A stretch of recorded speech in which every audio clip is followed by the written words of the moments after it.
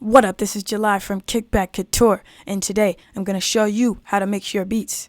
So, I'm in my rack right now, and I typically meter with the Flower Audio Loudness meter, which we are not going to change today, but I do want to show you that if you happen to get Ozone 8 elements for free, then you can also use that as your meter, or you can alternatively use that to master entirely.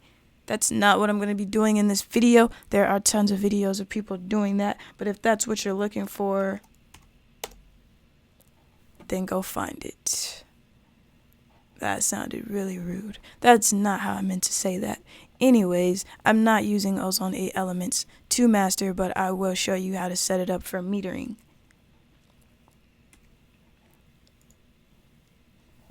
Alright, so this is Ozone 8 elements, and it comes with an EQ, an imager, and a maximizer, and this is the metering system right over here. I have mine set to LUFS. If for some reason yours is not set to LUFS, click on this right here and then come to the IO and change your metering type from RMS and peak to integrated. And this would be your metering section here. Whoops. Cancel.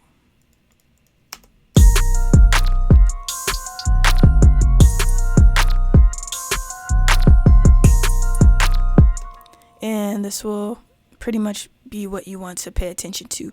So typically in streaming, people say the targeted LUFS amount is -14.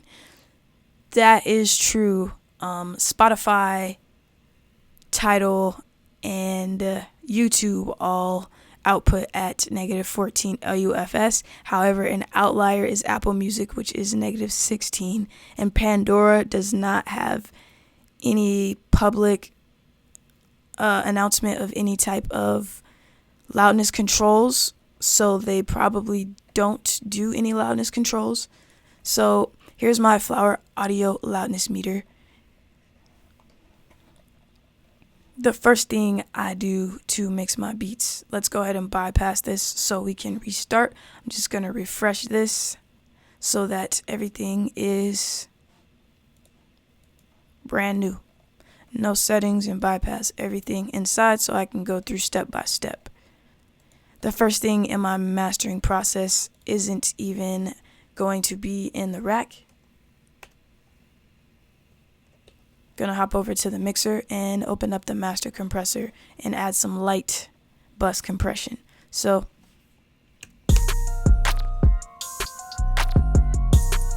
gonna turn this on, and we automatically hear a difference there, and hear how it's enhanced. I'm going for about 2 to 3 decibels of gain reduction here, and if you don't have that, you can change the threshold to compensate for that. Leaving the ratio at 2 to 1, and I'm going to leave my attack and release how it is. I can adjust the makeup gain, however, I'm going to leave it how it is because the last thing in my mastering chain will be a limiter. Moving back to the rack, let's turn this back on. Now the first thing here is an Audiomatic. I usually add some type of distortion. If I do not add an Audiomatic, it will be FabFilter Saturn. Now when I do add the Audiomatic,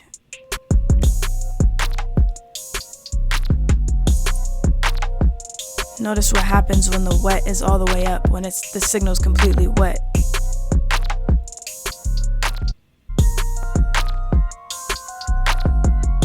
Kind of smooths out some of the transients. So I stay away from a signal that's super wet and tend to come down from about 7 to 11% on the dry and wet knob.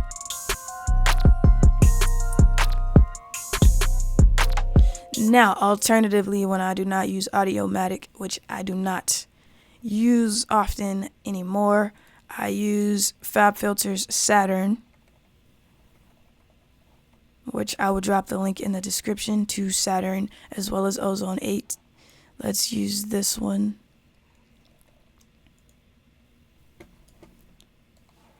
And screenshot it. I have a new setup, so everything's not screenshotted.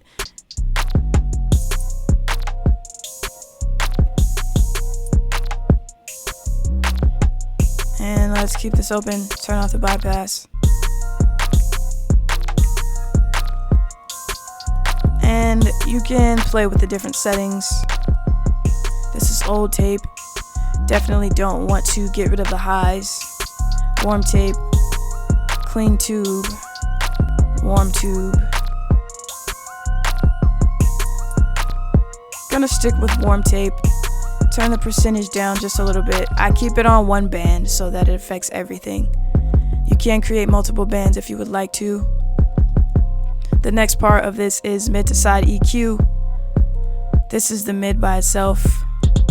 And what I have is a simple duck around 250 hertz. And that is done here.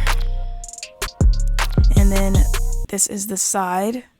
And I have a high shelf around 6K, raising it about 2 decibels. The same with the cut here is 2 decibels approximately. So this is without the EQ. This is with the EQ. Now, secondly, or next, if I am mixing my beat for a beat tape, then I will not add this. However, if I'm mixing this for an artist, I will add this EQ to cut the range where vocals are located. So in this case, I'm going to act as if I'm mixing this for a beat tape.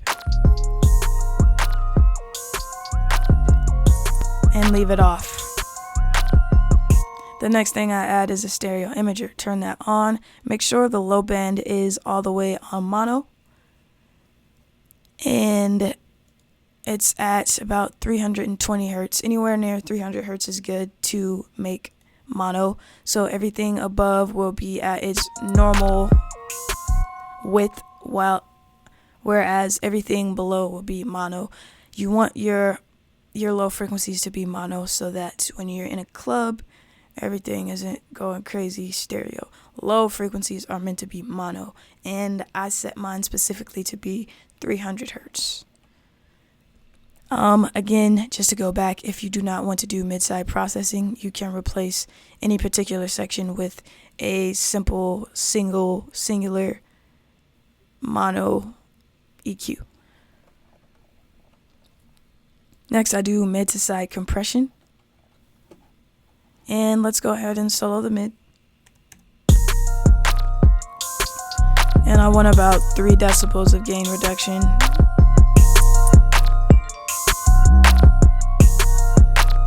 Which is here, so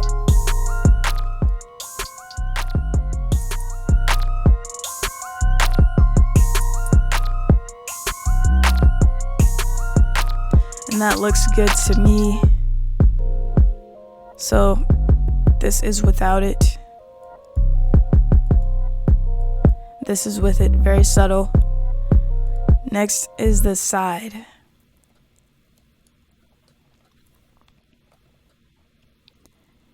And let's go ahead and up the input.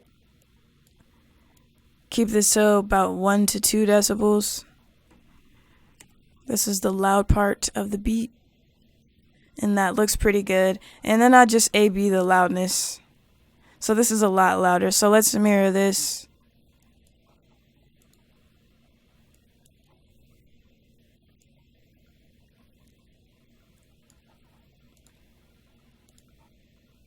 Nice. And then let's go back to the mid.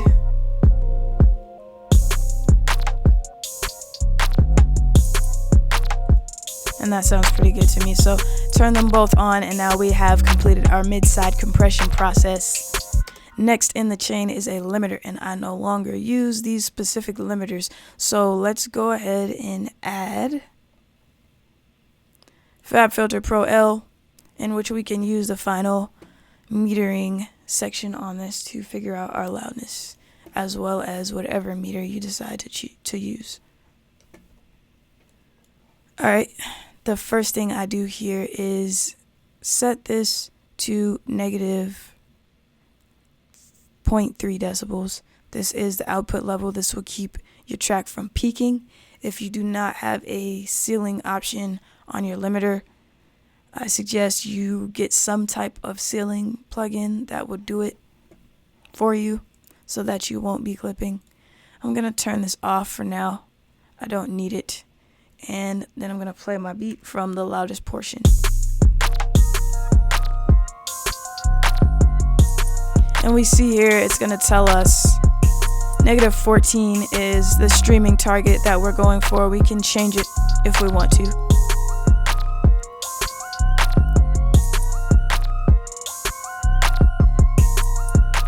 Alright, cool. So we're going to start dragging this up.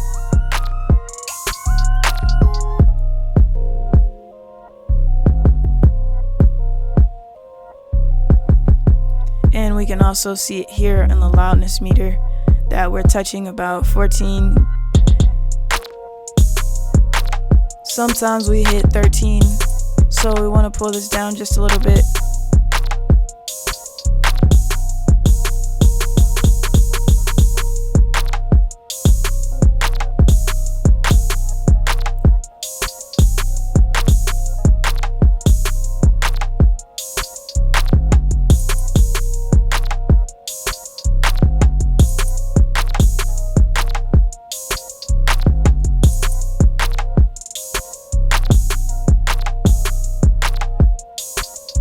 So we want to make sure the average is about negative 14.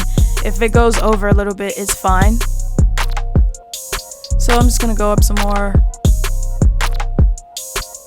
And that looks pretty good to me. So that is basically all you would have to do. Now, if you are mastering for an artist, the only difference would be me using this vocal space EQ, as well as leaving 3 decibels of headroom for the final engineer to add vocals. So that's going to bring us down quite a bit.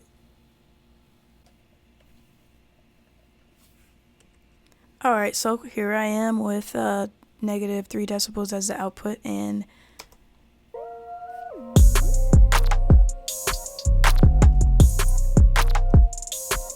now we move from negative 14 to approximately negative 17, negative 16, which is perfect.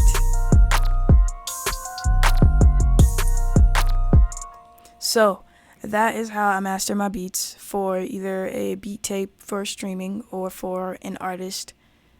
If you like this video, give it a like, comment, subscribe. Most definitely let me know what you would like to see next. It's all culture, Kickback, and Cook Up. All of the links will be in the description to Ozone 8 Elements, to FabFilter Pro L, to FabFilter Saturn, to the Flower Audio Loudness Meter, to the Ozone Maximizer rack extension if you want it, and to my template if you would not like to set it up yourself. I will also drop the videos to the mastering. I will have all the links in the description.